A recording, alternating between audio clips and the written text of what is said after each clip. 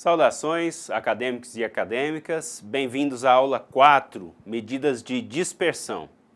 Conceitualmente, podemos dizer que as medidas de dispersão avaliam o grau de variabilidade de um conjunto de dados. Em outras palavras, indicam se esses valores estão relativamente próximos ou separados um dos outros. Isso faz mais sentido se lembrarmos que na aula passada apresentamos as medidas de posição, que indicam valores centrais. Agora, nosso objetivo é dizer o quão perto ou longe estão esses valores entre si em relação aos pontos de centralidade. As principais medidas de dispersão são intervalo ou amplitude total, variância, desvio padrão, coeficiente de variação. Vejamos como esses temas são apresentados no livro-texto.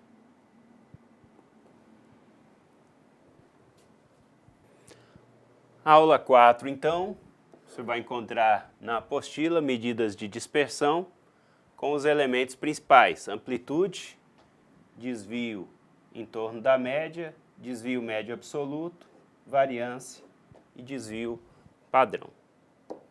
Para exemplificarmos inicialmente, nós representamos aqui um diagrama de pontos. Nesse gráfico, as pilhas de pontos representam as frequências de cada valor.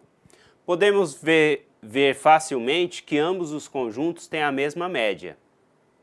O centro de gravidade ou o ponto de equilíbrio deles é o mesmo, a mesma mediana e a mesma moda.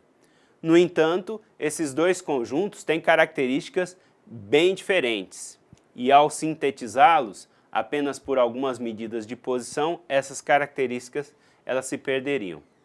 Tal característica é a dispersão dos dados. No primeiro conjunto, os dados estão mais concentrados em torno da média. No segundo conjunto, estão mais dispersos. Como poderíamos medir, então, essa dispersão?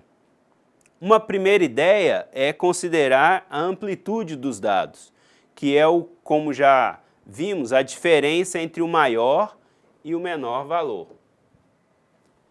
A definição, então, de amplitude de um conjunto de dados é a distância entre o maior valor e o menor valor.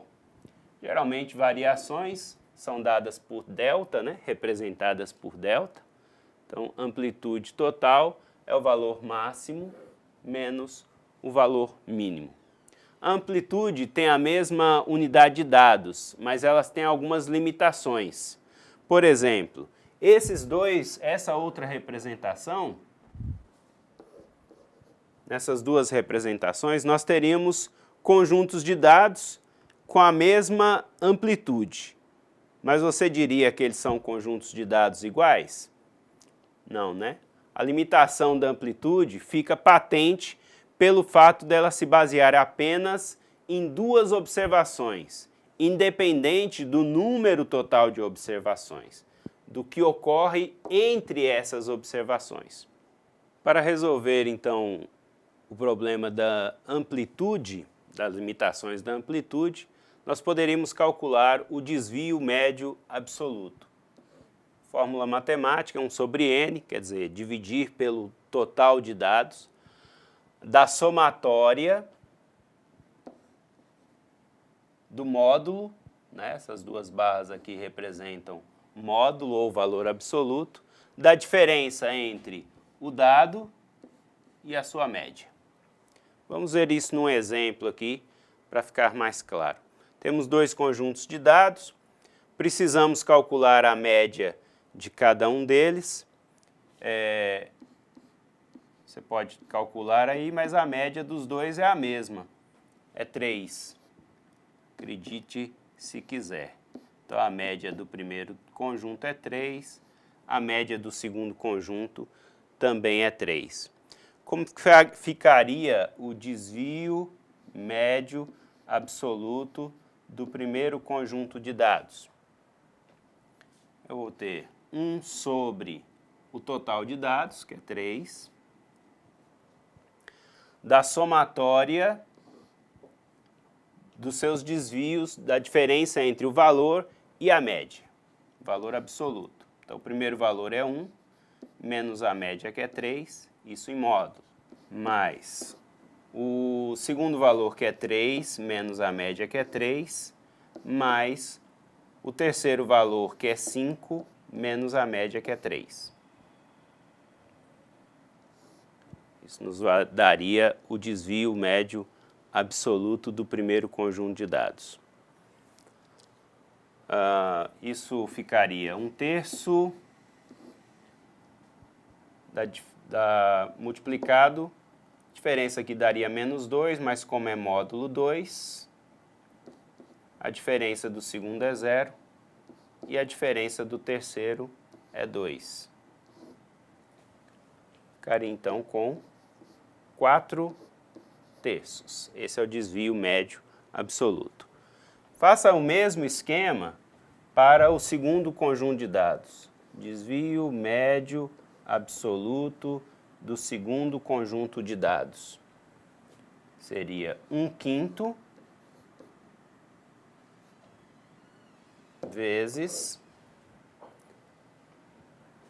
os módulos das diferenças. Então, o primeiro dado é 1, dissemos que a média é 3, mais o segundo dado é 5/3, menos a média, que é 3, mais o terceiro dado, que é 3, menos a média, que é 3, mais, e por aí vai. Termine esse cálculo para você ter o valor médio absoluto do segundo conjunto de dados. Duas medidas de dispersão extremamente importantes são a variância e o desvio padrão. Ela continua considerando os valores absolutos das diferenças, fazendo a somatória. Se nós fizermos a somatória desses valores absolutos, é possível provar, e na apostila você pode ver isso, que a somatória dessas diferenças ela é sempre igual a 0.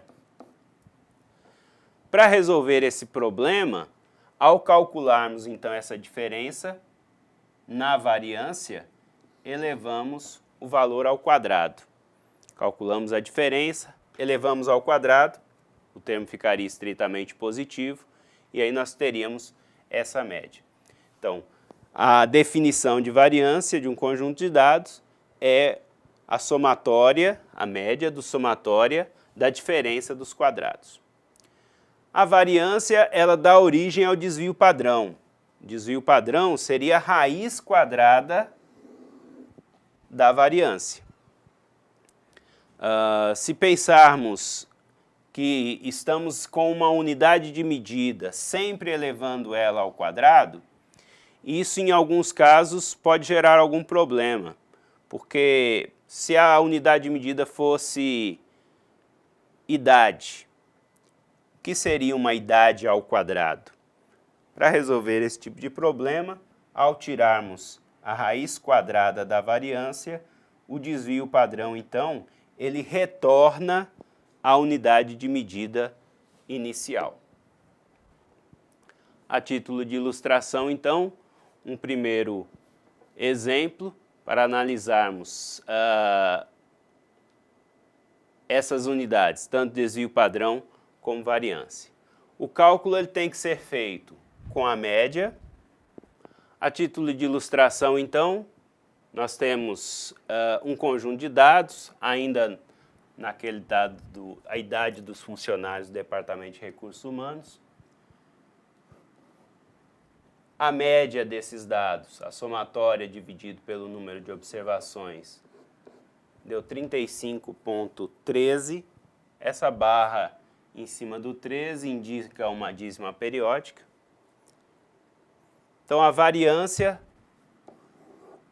seria 1/15, porque temos 15 dados. De cada dado, a diferença de cada dado menos a média elevado ao quadrado. Somatória.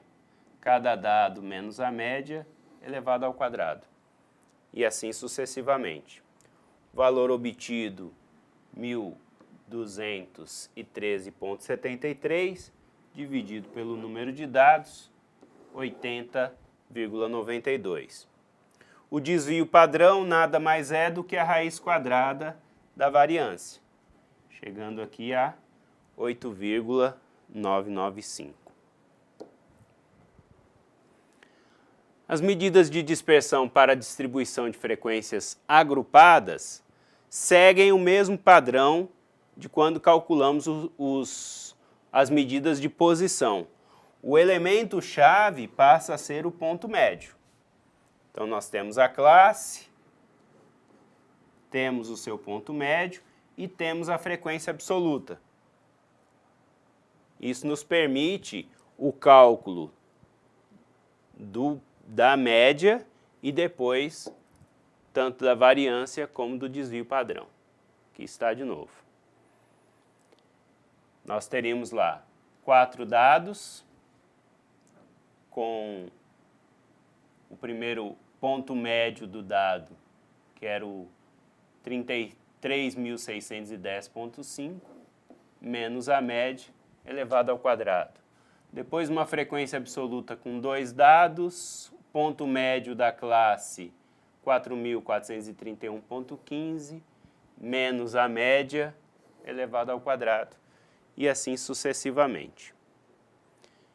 Fazendo os cálculos, obtemos aqui uma variância de um valor até expressivo, né?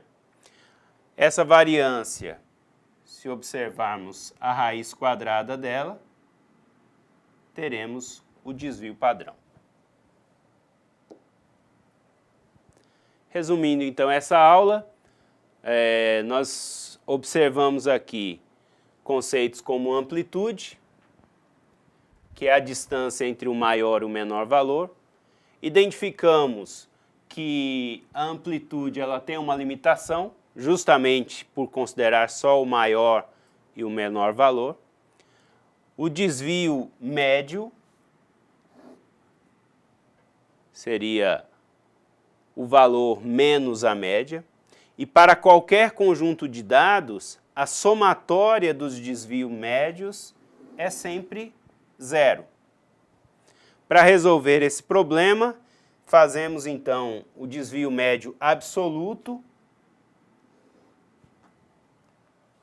Isso resolve o problema, nos dá um valor.